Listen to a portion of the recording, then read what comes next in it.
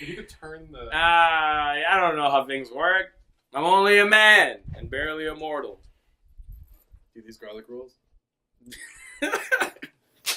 We got a whole... Let me get it up. All right, what do you want? Why is As I Lay Dying by Shadows Are Security?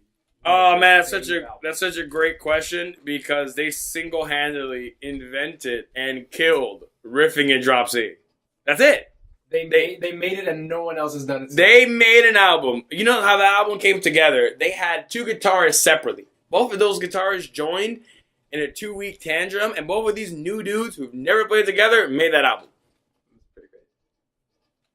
And then what happened? Did they leave afterwards? No, they're still in the band. Whatever's left of that, that's another story. But they created that album, and literally, it is all the same notes. Like, you know, that's not saying like, all the same stuff notes. It's like, no, all the songs, like, before getting into too much guitar lingo, they use the same. They choose 5 notes, but that's 12 songs, 5 notes. All those 5 notes arranged in 1,000 ways. That's all that album is. Wow. And did they do that intentionally? Like It didn't exist. Did it exist at that time? No, right? It's very pioneering. It was very pirate. Now we laugh at it, to be completely honest.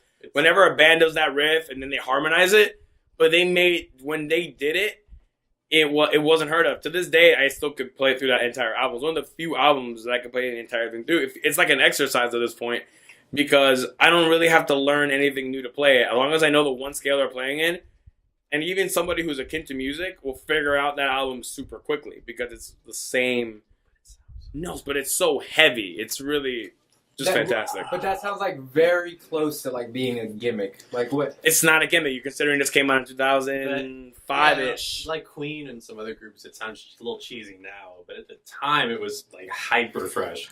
Mm-hmm.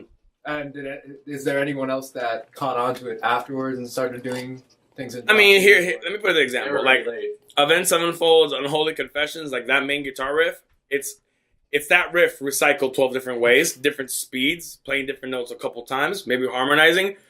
Avenged Sevenfold did it one time. Let's say they kind of like cracked that eggshell, but this band did it the entire album. But it doesn't sound dated. And only so, you know when it sounds bad is when you hear their follow-up work. They really try to do more metal things, and it sounds like, oh, we're stealing styles. But when they were doing that riff stuff, it was like, wow, this is really... Mind you, I heard that album when it did come out in 2005. So at that time, your choices for metal was really small, obscure things, or like stuff from the 80s, like Metallica, Iron Maiden, Megadeth, and all that stuff. So when you say trying to do more metal things, what does that mean? Like what type of things were they doing? Like 80s Iron Maiden, Slayer things, stuff that, you know... And for some reason, all those bands are like, hey, let's do this again after we invented a genre. Stupid.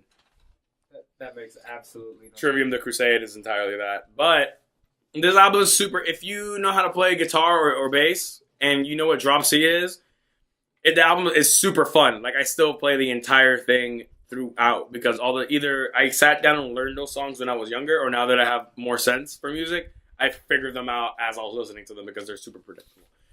Super fun. I could imagine that creating that and playing it live as a band is super fun to play, like Confined or Reflection or Through Struggle. Those songs are super fun.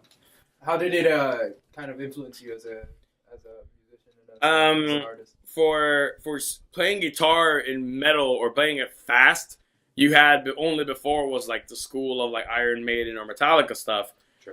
Triplets and this, but now because this was more hardcore music and death metal infused, it's a different vocabulary because if you were to play the older stuff like that, it would seem dated.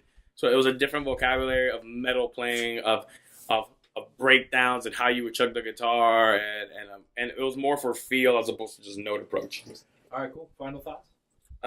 If you're gonna pick one As I Lay Dying album to listen to, it's that one. And if you don't like metal, it's perfect gym music because it's like 40 minutes of just like there's like no break. So that's it. All right, we have Calvin Harris.